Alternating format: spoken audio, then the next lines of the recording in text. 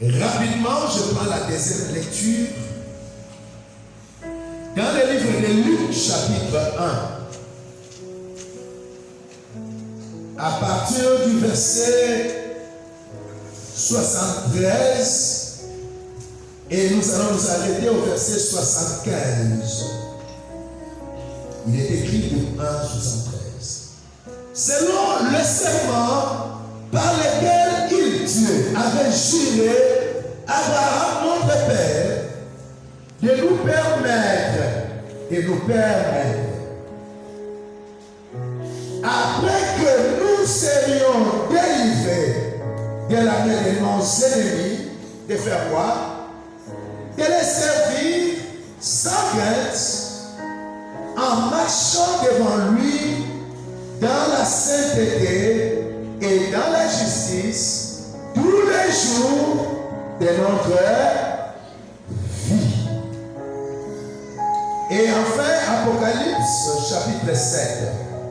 Ça, tout le monde devait les retenir. C'est du verset 9 au verset 17. Mais je prends pour donner du temps à partir du verset 14. Il est écrit, je lui dis,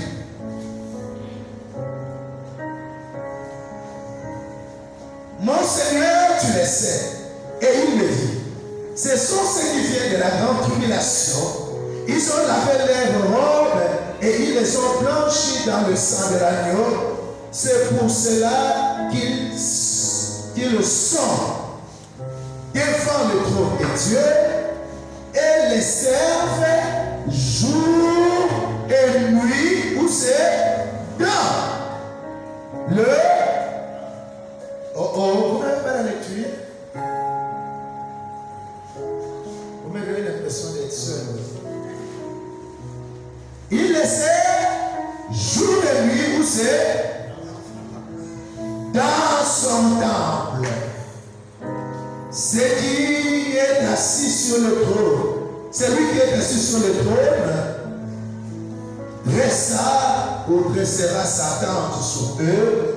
Ils n'auront plus faim, ils n'auront plus soif, et le soleil ne les frappera point, ni aucune chaleur, car l'agneau qui est au milieu du trône les paiera et les conduira aux sources des eaux de la vie, et Dieu essuiera les larmes de leurs yeux. Que cela soit ton partage au nom de Jésus. Je disais que cela soit ton partage au nom de Jésus. Même si vous étiez au premier culte, ceux qui étaient au premier culte, suivez-moi avec attention, parce que je commence là où on a fini et on va revenir sur ce qu'on avait fini. Ce qu'on avait vu. Amen. Suivez-moi très bien. Je suis en train de dire ceci.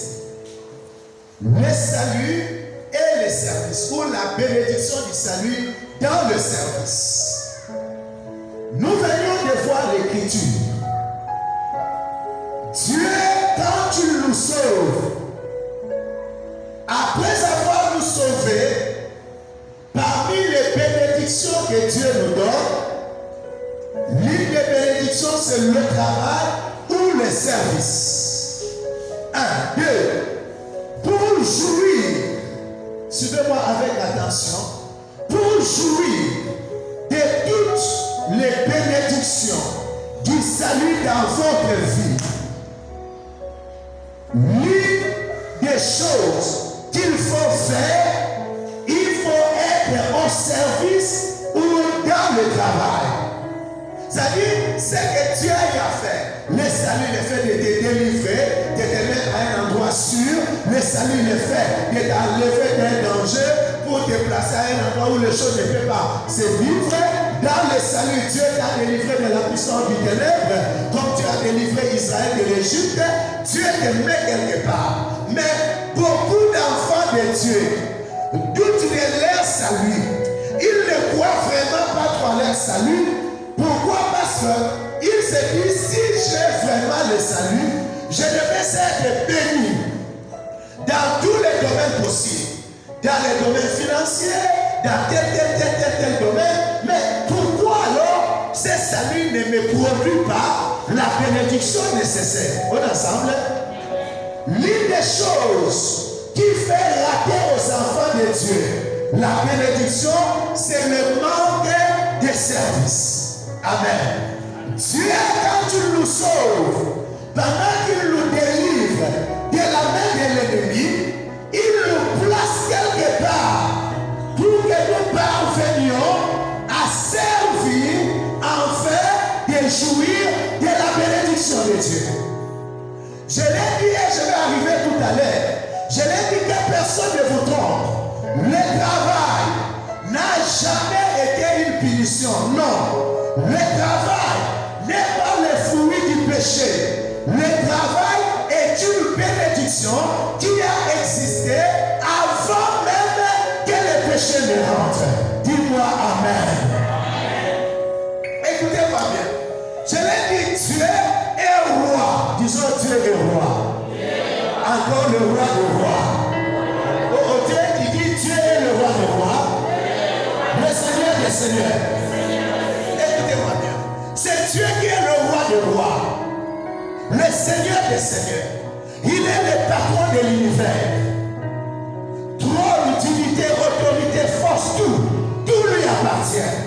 Le visible et l'invisible, c'est lui le patron, c'est lui le créateur de toutes choses. Mais attention, c'est Dieu là qui est roi, il est roi, mais un roi serviteur. Il est roi, il reçoit notre adoration, notre louange, notre faveur. Il reçoit tout ce que nous lui donnons. Les actions de grâce, la majesté, toutes ces choses que nous lui donnons, il les reçoit. Mais, ce même Dieu nous sert. Quand ce Dieu-là commence à nous servir, à nous faire du bien, ce Dieu-là occupe automatiquement la place du serviteur. Est-ce qu'on se fait comprendre? C'est ce qui se passe. Lorsqu'il commence à le faire, il occupe en même temps la place du serviteur. Donc c'est Dieu, bien que roi, mais il le sert en même temps. Nous sommes ensemble. Suivez-moi s'il vous plaît. Bien que chef, mais c'est un chef travailleur. Bien que chef, c'est un chef comment? Bosseur. Disons bosseur. Dieu n'est pas paresseux. Dieu est travailleur. Maintenant, quand Dieu t'appelle, il dépose en toi sa nature en lui. Quand Dieu t'appelle, il prend une partie de ce qu'il est, il le dépose en toi. Par exemple, Dieu est amour. Lorsque ce Dieu-là t'appelle, qu'est-ce qu'il fait? Il prend de son amour, il le déverse dans ton cœur. Je vais que vous me suivez avec attention, s'il vous plaît. Ça va? Dieu est bon parce que lorsqu'il t'appelle, il prend sa bonté, il le dépose en toi et tu commences à manifester de la bonté à ton entourage. Dieu est amour. Quand tu t'appelles, il prend son amour, il met en toi. Là où tu étais, on sent que tu commences à produire autre chose. Pourquoi? Parce que la nature de Dieu se trouve maintenant où c'est? En toi. Nous sommes ensemble. Parce que tu es le reflet de Dieu. Tu es le représentant de Dieu sur la terre. Nous allons arriver.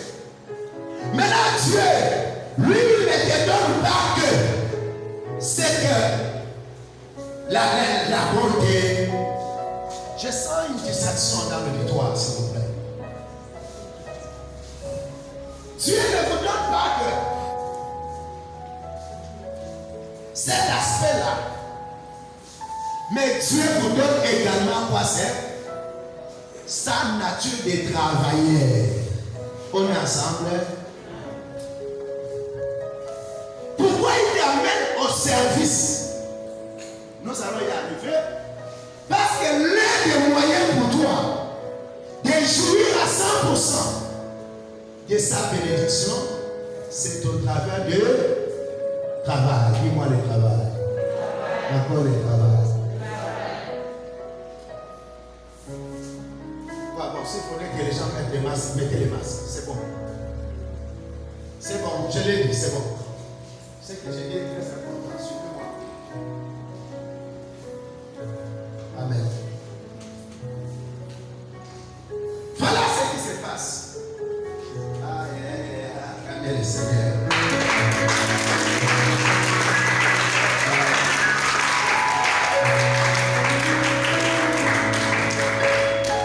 Frère, toi, au lieu de venir prier, tu peux déranger mon message. Bon, suivez-moi bien. Maintenant, quand Dieu vous établit, il veut que tu travailles. Adam, avant qu'il ne pêche, j'ai donné le passage, je vais y arriver. Il a parvenu à faire quoi? Il travaille pour cultiver la terre. Amen. Maintenant, suivez-moi bien. Suivez-moi bien. Quand Dieu délivre, d'abord il fait la promesse à Abraham, notre père à la foi, que lorsque je délivrerai mon peuple, ta descendance, de la captivité, de l'esclavage, je les prendrai pour qu'ils me servent. Souvenez-vous le dimanche passé, je vous ai donné l'une des causes pour lesquelles Dieu nous avait sauvés. Dieu nous a sauvés, pourquoi? Parce qu'il voulait que nous puissions lui appartenir à lui et à lui seul. Dieu nous a sauvés pour que nous soyons son habitation en esprit. Parce que Dieu ne veut pas qu'il commence à venir vous visiter de temps à temps. Non. Ce que Dieu veut, c'est d'être avec vous d'une façon permanente. Parce que c'est Dieu, dès que vous l'acceptez, votre corps devient son habitation en esprit. Nous sommes ensemble. C'est la première des choses. La deuxième chose, Dieu nous sauve pour les servir. Dieu veut un peuple racheté, lavé, sanctifié, qu'il va mettre à son service pour accomplir son dessein. On est ensemble. Dieu a des choses qu'il veut faire. Il ne les fait pas avec n'importe qui. Non. Dieu fait des choses avec son peuple qui est à lui. Donc lorsque Dieu te sauve, il te met à son service. Avant d'avancer, le service de Dieu ici, ce n'est pas seulement prendre le micro et prêcher. Sinon, tout travail que tu fais, selon les principes bibliques, 1, 2, tout travail que tu fais, où Dieu tourne son compte, quelle que soit sa nature, tu es automatiquement au service de Dieu. Vous m'entendez? Peu importe, tu peux être un menuisier maçon, tu peux être pilote, tu peux être ministre président de la République, tu peux être général, tu peux être taximan, tu peux être enseignant, tu peux être cultivateur, tu peux être éleveur, tu peux être pêcheur, tu peux être ingénieur, tu peux être médecin. Tout ce que tu fais, lorsque tu le fais avec une conscience pure, tu es au service de Dieu. Dis-moi Amen. Amen.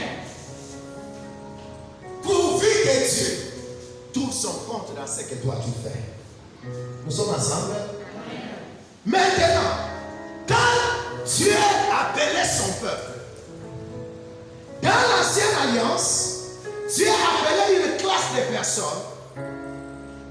Ce n'est que par eux qu'on devait être au service de Dieu, servir dans les sacerdoces, donc à l'église. Parce que nous sommes en train de voir le temple de Salomon qui a 3 compartiments. Nous avons le parvis, le lieu saint et le lieu très saint. Dans le lieu très saint, il n'y a que le pasteur, leader, si vous voulez, donc le souverain sacrificateur, qui rentrait seulement une fois pour toutes, il présentait les besoins du peuple, tout ce qu'ils ont comme problème. Lui, il les prenait parce que leurs problèmes étaient représentés par l'offrande qu'ils présentaient de l'animal. Ils amenaient l'animal au souverain sacrificateur. Les autres serviteurs prenaient, ils coupaient ces animaux-là et lui prenait la graisse et le sang et il rentrait dans la présence de Dieu. Lorsqu'il rentre dans la présence de Dieu, il présente cela au peuple, à Dieu plutôt. Dès que Dieu agrée Tout cela que Dieu a créé, leur service, Dieu pardonnait et en revanche, Dieu apportait quoi? C'est la bénédiction à tout ce peuple-là. Mais les gens qui travaillent dans ces 3 compartiments ici, on ne prenait pas n'importe qui. Suivez-moi bien parce que je commence à entrer dans ma pensée. Pour travailler au service de Dieu, il y avait 3 critères qu'il fallait trouver. On examinait premièrement, on devait être de la tribu de Lévi. De Lévi.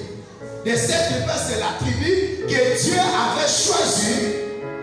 Des personnes qui sortiront de cette tribu jusqu'à la dernière génération, ils seront au service de Dieu. C'est-à-dire, ils feront l'œuvre sacerdotale, pastorale, si vous voulez. Deuxièmement, ils devaient être de la famille d'Aaron. Parce que nous sommes dans les sacerdoces aroniques. Et selon l'ordre d'Aaron, c'est que Dieu avait dit. Deuxième chose, ils sortaient de la tribu de Lévi, de la famille d'Aaron. Troisième élément, ils devaient pour servir Dieu, ils devaient être circoncis le 8e jour. La circoncision ici, c'est toujours l'image de sortie du péché. Le 8e jour.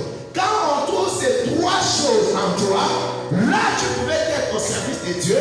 Et quand tu servais Dieu, tout ce qui était la part de Dieu était automatiquement ta part.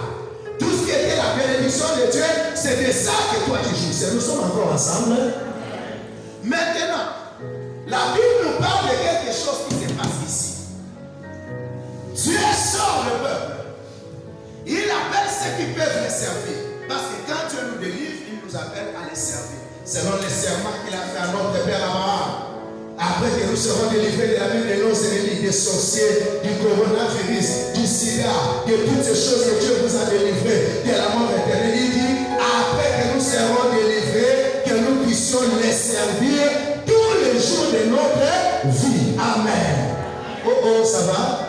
Donc, quand Dieu nous délivre de tout mal, la première chose, c'est quoi? C'est les services. Maintenant, pendant qu'on examinait ce qui travaillait dans l'église, on a trouvé qu'il y a eu des infiltrés. Dis-moi après moi, infiltrés. Avant des infiltrés. Qu'est-ce qui a poussé ces gens d'aller examiner pour qu'on vienne découvrir plus de 600 infiltrés au service? On a constaté que les choses ne marchaient pas comme il se devait. 2. La gloire de Dieu n'était pas répandue, manifestée, tel que ça devait descendre là comme il y a quelque chose qui ne va pas. C'est comme dans nos églises. S'il y a des choses qui clochent quelque part, peut-être on peut regarder le pasteur. Non, ça peut être au milieu de nous, il y a des personnes qui ne sont pas mandatées à certaines choses, qui font certaines choses, et ils peuvent bloquer les bateaux de vous tous. Mais que cela ne soit pas notre partage au nom de Jésus-Christ. Quand tu constates, il vient découvrir plus de 620 personnes. On découvre que non, ils ne sont pas de la famille d'Aaron, ils ne sont pas les descendants de Lévi. Et quand on regarde, quand je parlais dimanche passé de la circoncision, d'autres rien. On vient examiner, non, papa, viens d'abord, viens à côté. On ouvre comme ça, les gars. Ah, mais toi, tu n'es pas circoncis. Comment tu es arrivé là-bas? On passe comme ça parce que ce n'était pas possible. Si tu n'es pas circoncis, c'est que tu n'es pas descendant d'Abraham, c'est que tu n'es pas encore dans l'alliance de Dieu. D'où tu es un étranger. Or, un étranger, lorsqu'il rentre dans des choses sacrées, il y a des choses qui se passent. Dites-moi Amen. Amen. Un incirconcis qui va toucher les choses sacrées, des choses se passent. Soit il va profaner les sacrés, soit il tombera victime du sacré. Comme vous allez toucher l'arche de l'alliance, je vais y arriver, mais il n'est pas autorisé de toucher l'arche. Aïe. J'ai quelque chose que je voulais dire aux personnes. Je l'ai déjà enseigné ici. Par moment, si l'arche veut tomber, il faut la laisser tomber. Parce que c'est lui-même le propriétaire de l'arche a le pouvoir de les faire tomber et de les relever. En cherchant d'aller toucher l'arche, tu peux reconnaître la mort et l'arche peut être rétabli à sa place et la vie peut continuer. Il y a certaines choses dans le sacerdoce qui ne te concernent pas. Il faut mieux pour toi rester en distance avant que tu sois frappé par la mort.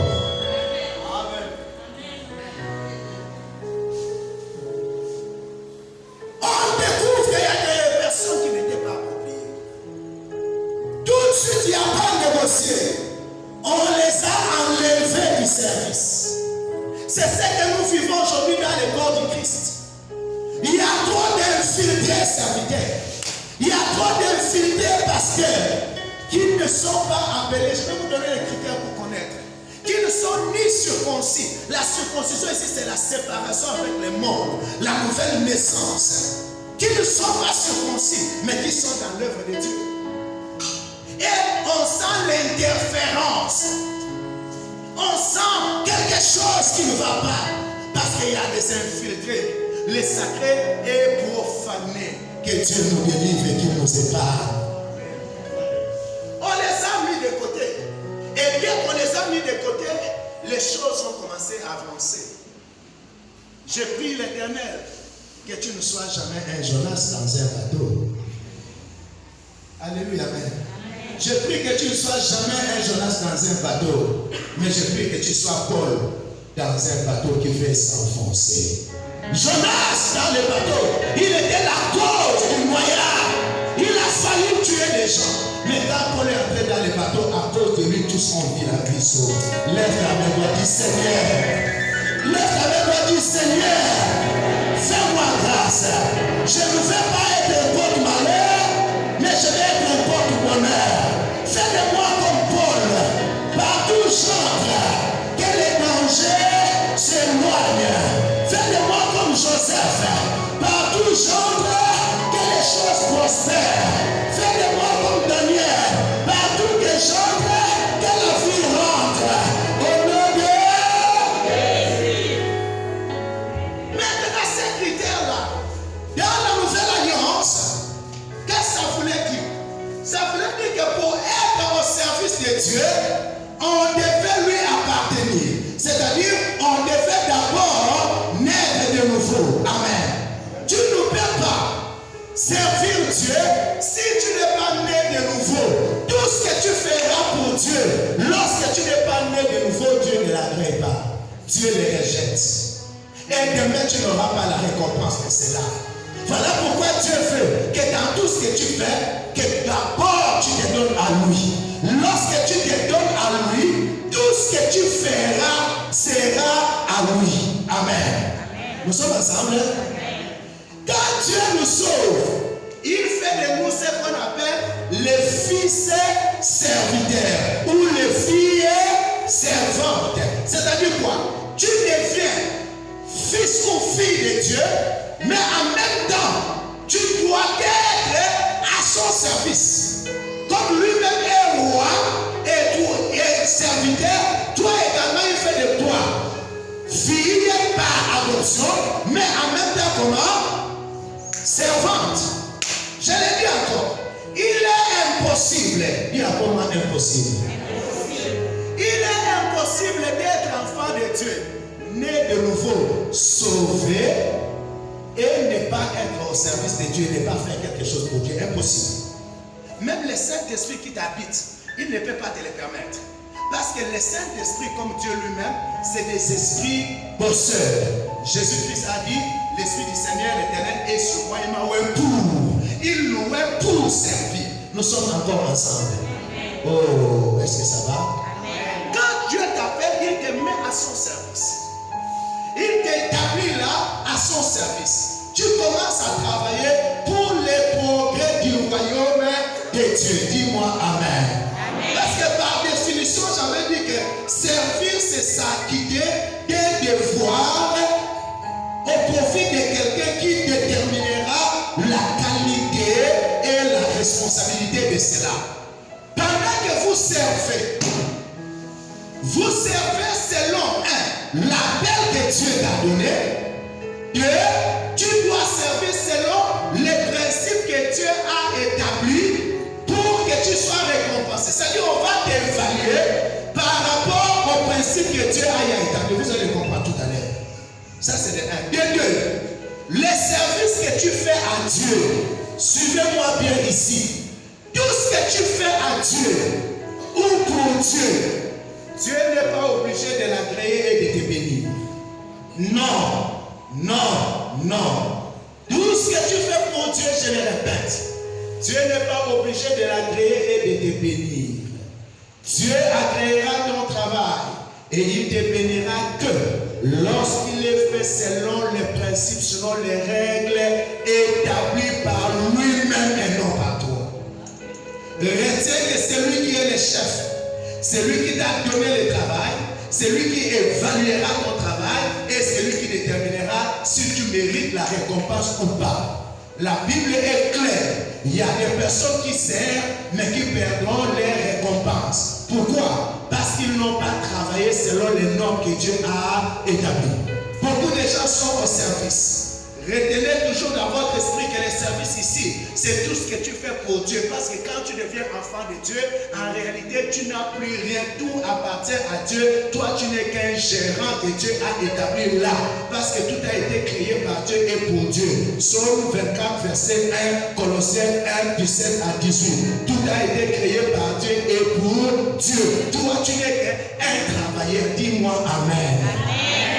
Maintenant, Dieu vient évaluer ton travail pour voir si le travail est fait.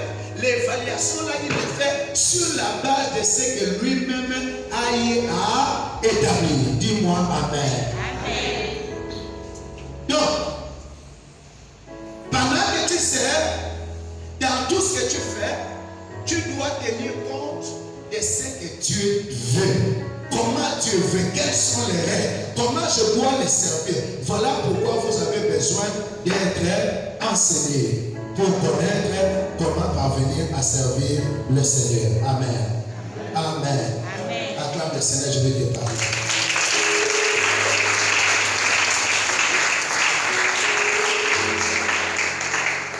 Nous sommes des fils et des filles serviteurs. Quand nous allons dans le livre des livres, on nous parle du fils prodigue et là, on nous donne clair et net. Peut-être je reviendrai là-dessus, l'exemple de ce que nous sommes. Parce que le père du fils prodigue ici, c'est Dieu lui-même. Et ces deux enfants, le fils prodigue et son aîné, c'est vous et moi. Amen. Oh, ça va? Amen. Le père là avait deux fils. Donc le fils prodigue, le cadet et l'aîné. Mais la Bible nous dit, quand le cadet a pris ces choses, il allait gaspiller. Après il est revenu à la maison du père. Mais moi j'aime l'aîné. L'aîné a dit une chose. Parce que quand le fils, le cadet est revenu, on lui a donné tous les sacrifices qu'il y avait là. Les grands frères s'est fâché. Il dit non, quand le petit est venu, tu as fait tous ces genres de sacrifices. Mais moi, pendant que je te sers tout ce temps, tu ne m'as jamais rien donné. Et pourtant, je te sers avec fidélité et droiture. Deux choses. Il dit, je te sers. Bien qu'il était fils, mais il faisait quoi? Il servait le père. Et le père lui a dit, mon fils, lui j'ai tué le bébé pour lui. Mais toi, à cause de ta fidélité, tout ce qui est à moi est à toi. Acclame le Seigneur.